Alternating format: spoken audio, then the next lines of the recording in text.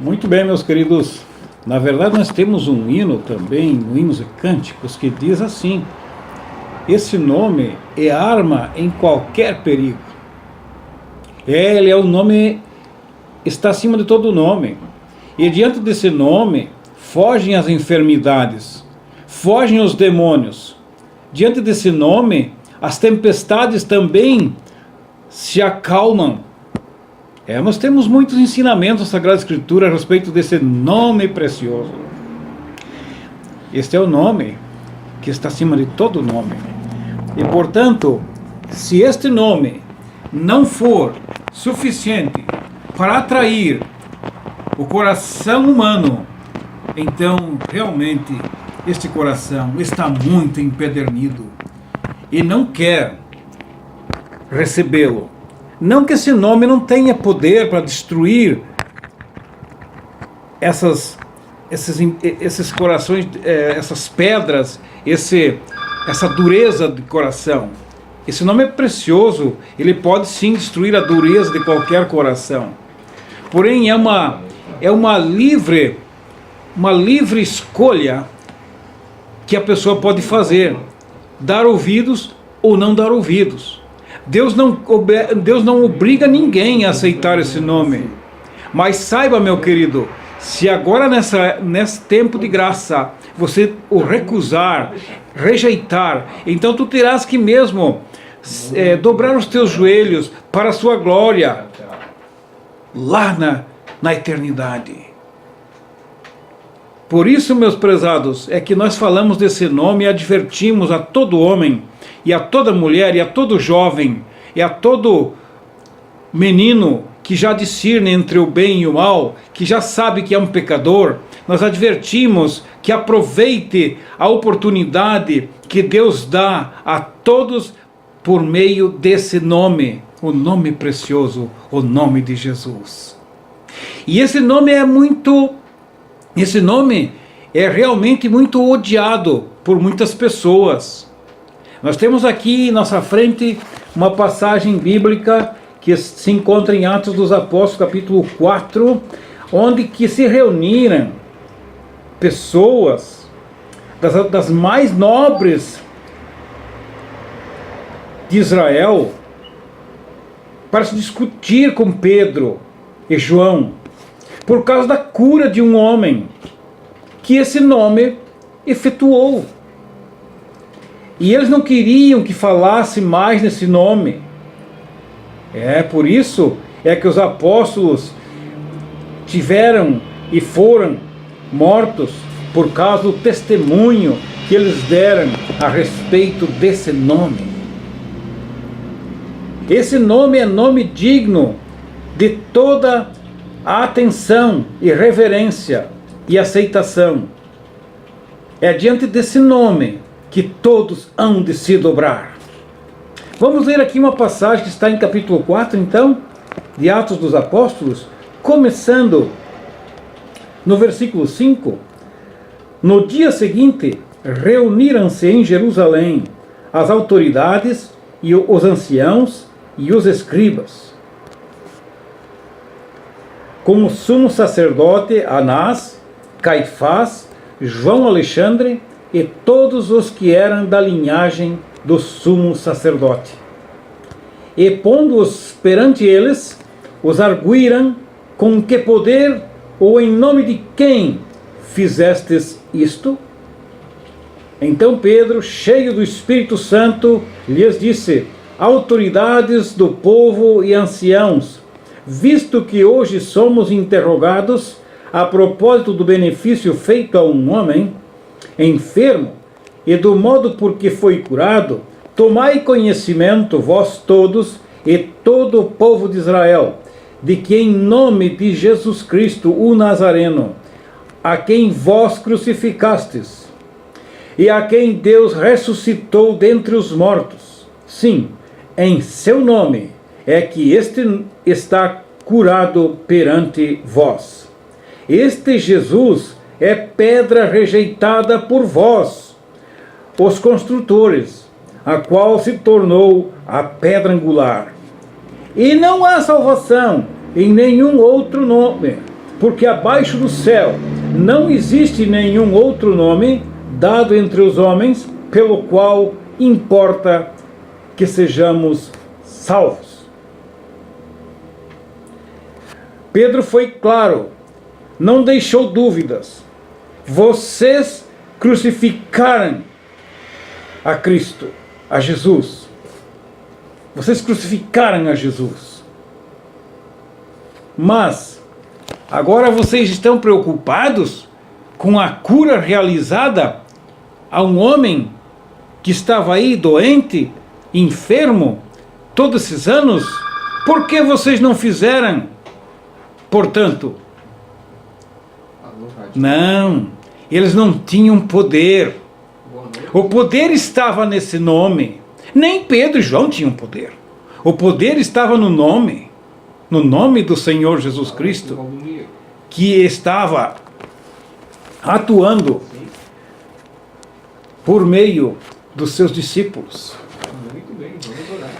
Nós vemos aqui, meus queridos, que essas pessoas ficaram bravas, ficaram agitadas, ficaram nervosas. E nós vemos na descrição do texto abaixo que diz ainda: ao verem a intrepidez de Pedro e João, sabendo que eram homens iletrados e incultos, admiraram-se e reconheceram que haviam eles estado com Jesus. Mas se eles reconheceram isso, é porque eles sabiam que Jesus modifica uma pessoa, e porque não foram a ele para ser modificados, para serem transformados, para sair daquelas tradições que não levavam a nada a ninguém, e se agrupar aos exércitos desse nome, dos soldados desse nome. Não quiseram, preferiram prosseguir, persistir em sua oposição. Muito bem. Que coisa! Como isso é triste! Que tristeza! Rejeitar o enviado de Deus, que veio exatamente para eles. Rejeitá-lo. E enfurecidos, queriam e prenderam os apóstolos, e açoitaram os apóstolos. E veja o que diz mais. Olha o que diz aqui. E mandando sair do sinédrio, consultavam entre si. Vocês imaginem que situação, que cena, dizendo: o que faremos com estes homens? Pois na verdade é manifesto a todos os habitantes de Jerusalém que um sinal notório foi feito por eles, e não o podemos negar. Que hora mais abençoada seria se um destes homens, destas autoridades, olhassem para essa realidade e dissessem: eu também quero me render a esse nome. E confessassem esta realidade. E os apóstolos, que tinham a incumbência de anunciarem a mensagem de Deus, a mensagem que esse nome traz, seria também então propício a eles. Mas não, eles não queriam entregar as suas tradições e receber esse nome precioso como guia, como Salvador e como Senhor, rendendo-se completamente a Ele. Quantas pessoas que ouvem a palavra de Deus, veem, percebem, entendem que a palavra de Deus é diferente que as tradições da sua denominação, mas não querem largar a mão. Preferem ficar ali. Procuram justificativas de todas as maneiras para permanecer ali naquela tradição, presos. E nos diz a palavra de Deus em Jeremias que a sua palavra é como um martelo que esmiuça a penha. E se esse martelo está batendo na penha do teu coração, escute, se renda. Deus quer te salvar. Por isso Ele enviou esse nome precioso, para que tu possas confiar nesse nome. todo o teu porvir, toda a tua esperança da eternidade. O que mais que eles disseram? Mas para que não haja maior divulgação entre o povo, ameacemo-los para não mais falarem neste nome, a quem quer que seja. Eles tinham ódio desse nome. Eles não queriam esse nome. O nome do enviado do Pai eles rejeitaram. Rejeitaram. E em seus corações estavam enfurecidos. E começaram então a perseguir os discípulos que pregavam a mensagem maravilhosa desse nome, o nome de Jesus. Preferiam ficar em sua cegueira, preferiam ficar fora, isentos das bênçãos que esse nome traz e proporciona a todo aquele que se rende a ele. Eles não queriam ver. Escutei uma certa ocasião um locutor de uma rádio muito famosa aqui do nosso estado, da nossa capital, em que disse o seguinte: um médico especialista de Porto Alegre viu um homem cego, ou quase cego, praticamente não via mais nada, muito pouco, não podia mais trabalhar e vivia mendigando. Então ele, como especialista em oftalmologia, lhe disse: olha, vem para o meu consultório, eu vou tratar do teu caso. Esse homem foi levado ao consultório desse especialista, e o especialista fez o seu tratamento, consultou esse homem, fez o seu tratamento, enfim, o seu procedimento médico, e esse pobre mendigo recebeu de volta a sua visão. Algum tempo, esse homem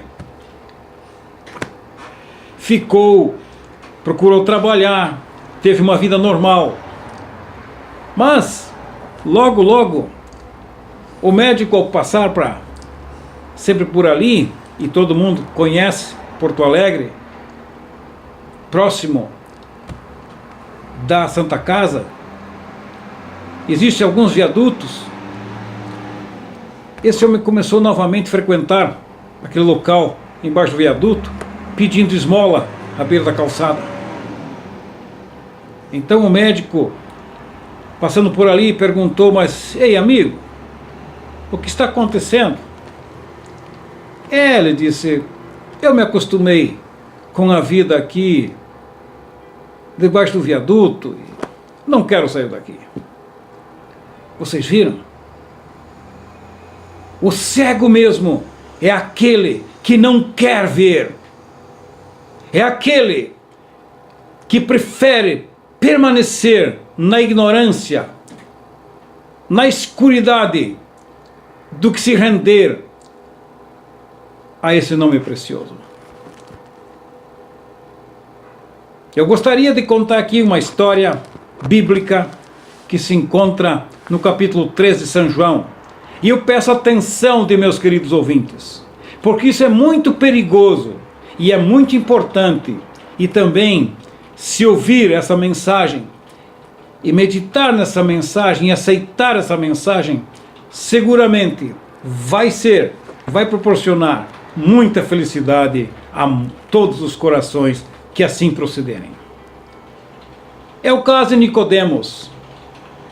Hoje, ainda pela manhã, estávamos conversando com o irmão em Cristo sobre Nicodemos. Ora, Nicodemos era um homem mestre da lei. E como ele ouvia falar dos milagres, dos feitos de Jesus, e começou a compará-los com as profecias, enfim, com a palavra de Deus antiga, do Antigo Testamento, ele foi procurar o mestre e disse: mestre, sabemos que ninguém pode fazer os sinais que tu fazes, se Deus não estiver com ele? Então o Senhor Jesus Cristo disse: olha, eu tenho uma coisa a dizer para você. Se alguém não nascer de novo, não pode entrar no reino de Deus. Se alguém não nascer de novo, não pode ver, nem ver o reino de Deus. A esta altura, aquele mestre da lei disse: mas como pode suceder isto? Como posso eu nascer de novo? Nascer segunda vez? Um homem já velho pode porventura voltar ao ventre materno e nascer segunda vez? Sim, para esses tipos de sábio, isso é uma palavra escandalosa. Nascer segunda vez. Impossível de acontecer. Mas esse nome que eu tenho lido é potente, é poderoso para realizar tamanho milagre. Sim, meu querido. Esse era o caso de Nicodemos. Mais ou menos do nível destes que tenho lido aqui, da linhagem do sumo sacerdote. Ele era um doutor da lei, entendia tudo sobre a lei. Eu faço uma pergunta para você, uma comparação, um lembrete a você, meu prezado ouvinte. Quantas vezes este ilustre doutor da lei tem subido a um púlpito com toda a sua aparência de sabedoria e ensinado ao povo que ali se achegava para receber instruções do Deus de Israel? Sim, pode falar. E esse doutor da lei tinha que expor algo que ele não conhecia. Tá bom. Ele tinha uma teoria, ele estudava, ele sabia muita coisa teoricamente, mas experiência com o Deus de Israel ele não possuía. Ele estava em trevas, ele ainda não tinha o novo nascimento. Para ele isso era uma palavra escandalosa, uma palavra que impossível de acontecer. Por quê? Porque não tinha fé, não acreditava nesse nome precioso que está acima de todo nome, o nome de Jesus, que pode operar esse novo nascimento na vida de qualquer pecador.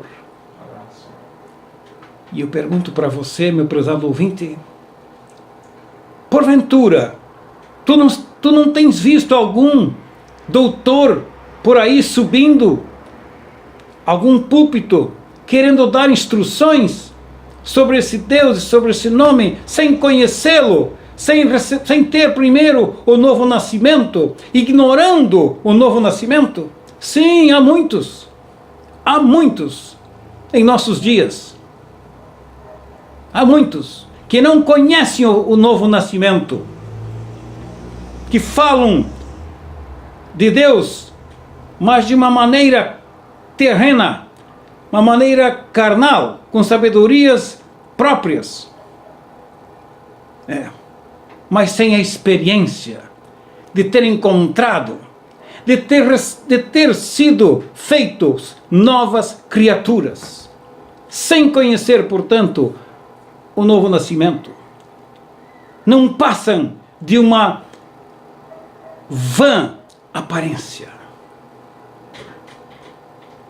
Se formam em colégios, fazem cursos de todo tipo possível para se preparar, sem conhecer esse nome precioso, sem se render a esse nome e sem receber o novo nascimento. E porque não têm o novo nascimento, eles são obrigados a, para falar nesse assunto, mentir. Sim, mentir. Achar meios para justificar o novo nascimento. Não se dá assim, se dá assim, se dá daquele outro jeito, porque confundem os ouvidos, os corações simples. Como diz a Escritura, com suaves lisonjas enganam os corações dos incautos, dos simples. Beleza. Sobem aos púlpitos com toda a pompa, com toda a aparência mais bonita possível, com alguns diplomas adquiridos por cursos e colégios, mas sem conhecer o novo nascimento. Graças a Deus que Nicodemos, pelo que se constata nas Sagradas Escrituras, aquela noite, ele nasceu de novo. Nasceu de novo. Amém, igualmente. Tchau, tchau. E agora ele tinha que testemunhar desse nome. Era a única coisa que o Senhor Jesus Cristo pede, que se fale dele, porque há muitos que assim se encontram como Nicodemos. Talvez você, meu prezado ouvinte, possa estar munido de vários diplomas. E o novo nascimento, você tem? É importante buscar dentro das Sagradas Escrituras e ver o que significa o novo nascimento, para que então dele tu possas falar. Eu posso, porque eu recebi em minha vida o Senhor Jesus Cristo, esse nome precioso, que efetuou em mim esse novo nascimento. Hoje eu posso falar dele, porque eu o conheço. Essas pessoas aqui tinham tanto ódio desse nome, que proibiram os apóstolos de falarem nesse nome. Mas o apóstolo Pedro e João disseram: responderam: julgai se é justo diante de Deus ouvir-vos antes a vós outros do que a Deus. E aqui nós temos lido um versículo que diz, antes disso: que faremos com estes homens? Pois na verdade é manifesto a todos os habitantes de Jerusalém que um sinal notório foi feito por eles e não o podemos negar. Por isso, meus prezados ouvintes, quem tem o novo nascimento, quem está em comunhão com esse nome precioso, vai para onde for, ele na sua vida mostra, na sua linguagem, é conhecido como alguém que esteve com Jesus. Porque até o modo de falar testifica. Foi a maneira que viram que Pedro estava com Jesus. Pedro e João. E lá naquela fogueira, uma boa alerta para os crentes, lá naquela fogueira na noite da condenação do Senhor, onde que Pedro estava se aquentando junto com os mundanos, junto com os ímpios, junto com os inimigos de Jesus Cristo, do seu mestre, lá onde ele negou por 3 vezes,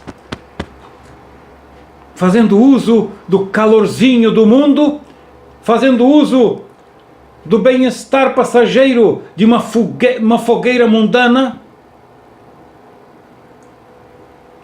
Uma das criadas disse: tu é um dos deles, porque o teu modo de falar o denuncia. Sim, o crente tem uma linguagem diferente, um linguajar diferente. O crente tem um linguajar seguro, que transmite segurança, que transmite confiabilidade. Não é um gracejador. E quando isso acontece, fica insuspeita a sua mensagem. Foi o que aconteceu com Ló, lá na cidade de Sodoma. Quando foi falar aos seus futuros genros que a cidade seria destruída por fogo, esses genros pensaram que ele estivesse gracejando com eles, brincando. Por quê? Provavelmente, pelo que se constata por estes versículos, ele não tinha uma palavra confiável. Embora o apóstolo Pedro diz que ele atormentava sua alma justa pelo proceder iníquo daqueles insubordinados, porém, seus genros não creram na sua mensagem, porque era uma mensagem de um homem que aparentava mais gracejador do que um pregador. Embora, de qualquer forma, a mensagem foi anunciada e eles não o aceitaram, e portanto foram mortos pelo fogo do juízo de Deus que desceu sobre aquela ímpia cidade, Sodoma e Gomorra, e as cidades circunvizinhas. Prezado ouvinte, esse mundo também, como estas cidades, será também palco do juízo de Deus. Mas se você te abrigar a esse nome, você estará seguro contra o juízo. E terás parte com todos quantos acreditaram nesse nome e puseram nesse nome a sua confiança para o seu porvir. Gostaria de fazer uma pequena pergunta relativo a um hino que eu conheço. Oh, qual será a tua sorte no porvir? Irás viver com teu bom Salvador? Ou irás para as trevas de horror? Qual será no futuro a tua sorte? Ou seja, a tua sorte no porvir? Pense nisso. Aceite o Senhor Jesus Cristo como teu Senhor e Salvador enquanto há tempo, e estarás seguro no dia do juízo de Deus.